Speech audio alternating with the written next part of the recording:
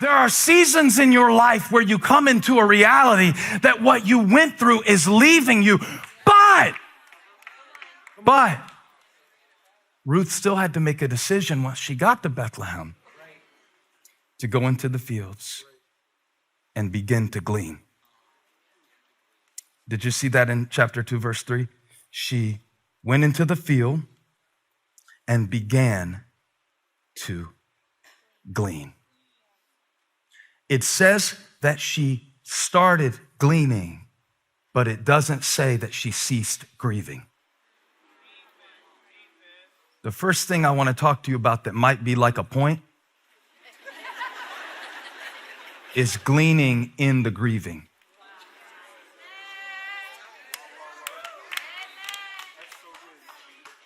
Put it right in the chat. Gleaning in the grieving. Because what we think is going to happen is that when our harvest comes of what we ask God for, how many times do you think they prayed, God, bring bread to Bethlehem? What they didn't know is that when the bread came back to Bethlehem, they would also be bringing their bitterness with them.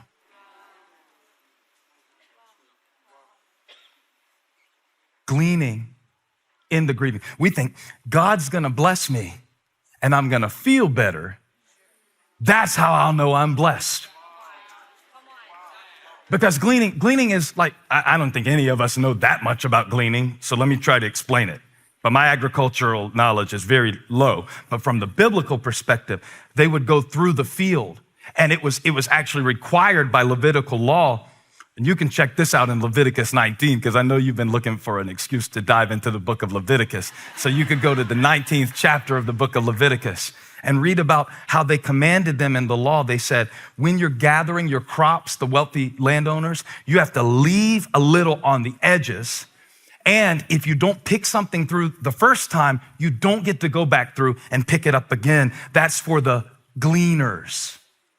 Who are these gleaners? The gleaners consist of three categories. It's the destitute or the poor, it is the widows, and it is the foreigners. Ruth is all three. She is uniquely qualified through her disadvantages to go through the field and glean. So we keep thinking it takes stuff that it really doesn't take for God to provide for us. You know, our educational level. But if you're good at gleaning, it doesn't mean that you have stopped grieving. There is no indication. I defy you to find it in the text. You can seek and you won't find.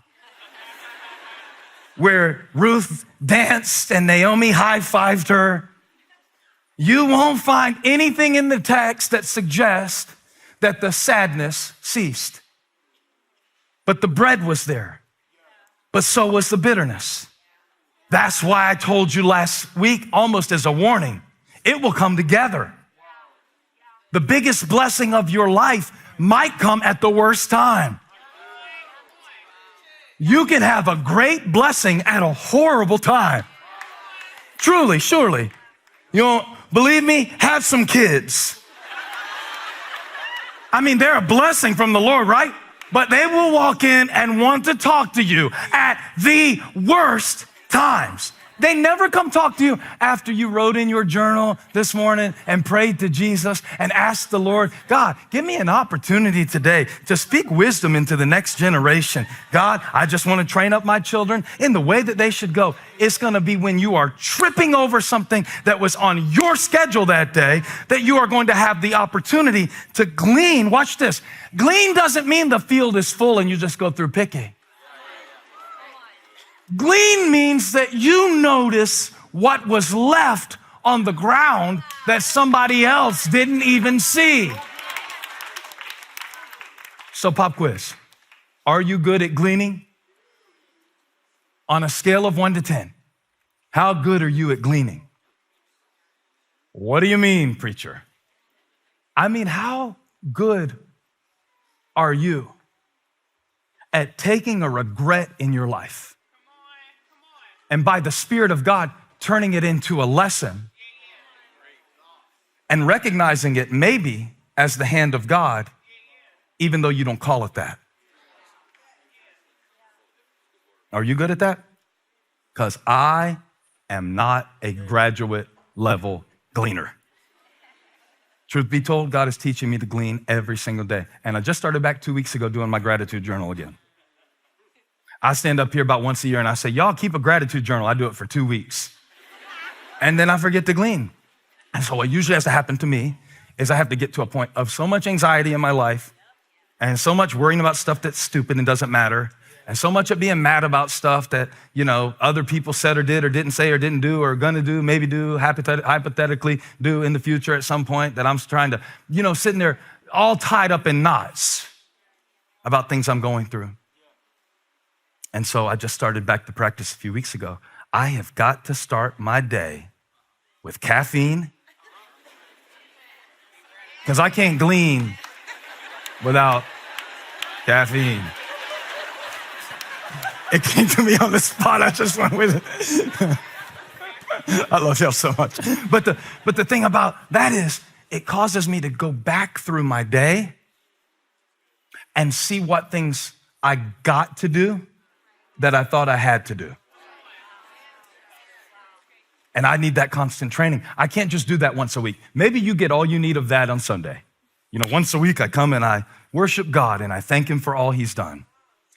I can't do it 6 days without him. I can't. Because if I do, grief will overtake gleaning.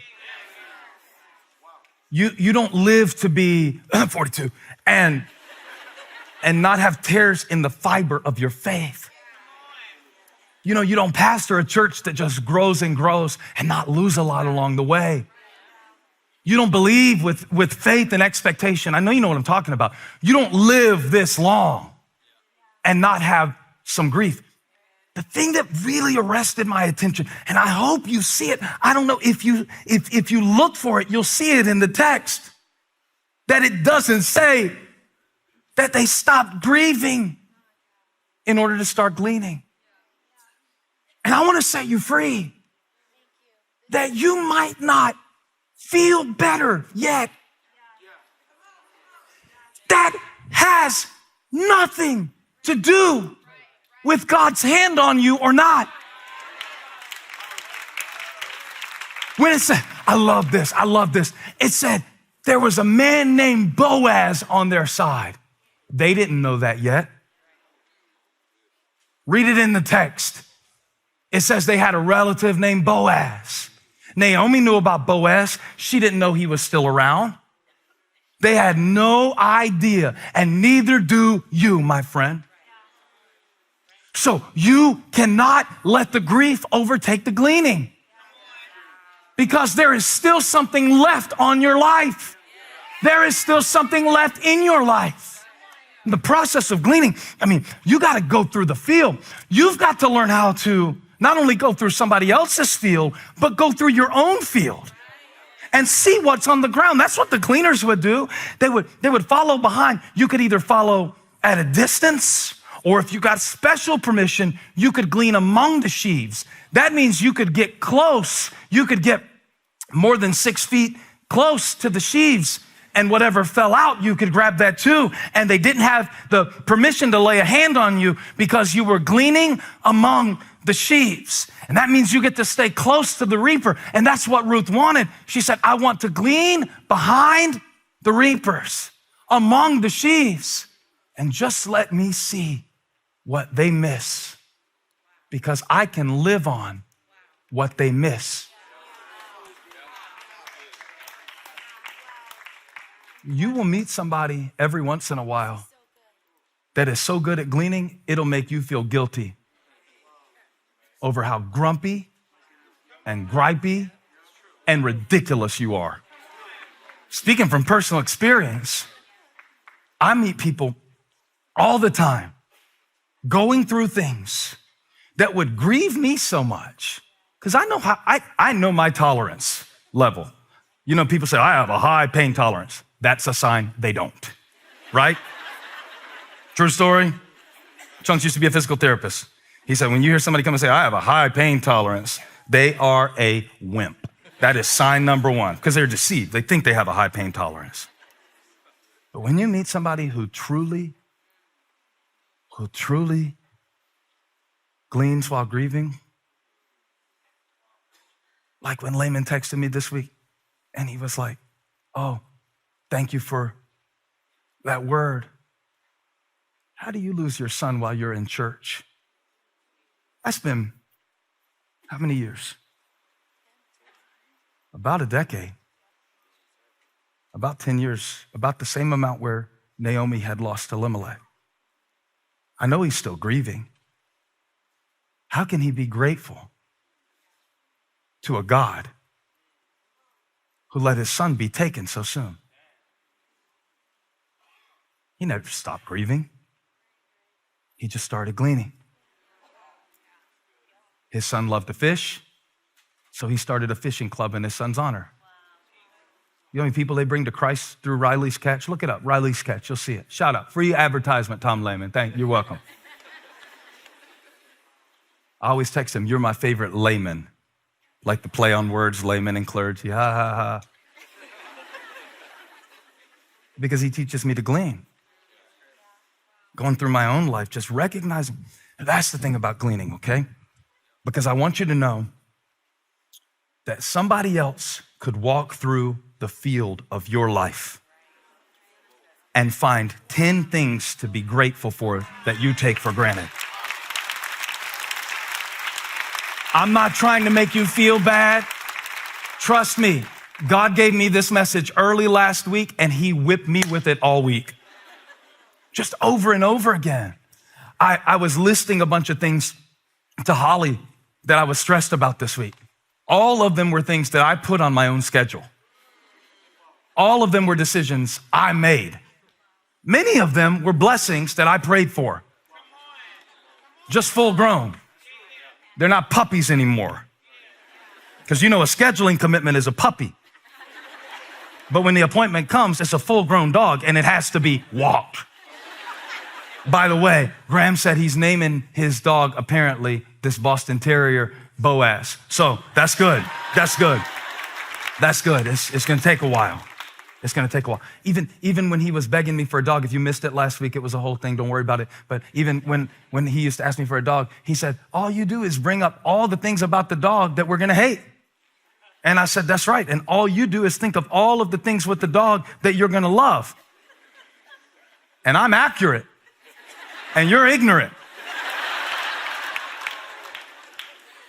But sometimes you can know too much. Sometimes you can know too much to where you get in a point where you stop looking for the Lord. Don't call me Naomi. Call me Mara. Now, when you name yourself bitter, Mara, you become magnetic for Mara. So the second thing that's kind of like a point in this message is the mind on a mission. The mind on a mission. The mind on a mission. That's what I told Elijah the other day. He was going on and just complaining. And I said, son, is your mind just on a mission trip to be miserable today?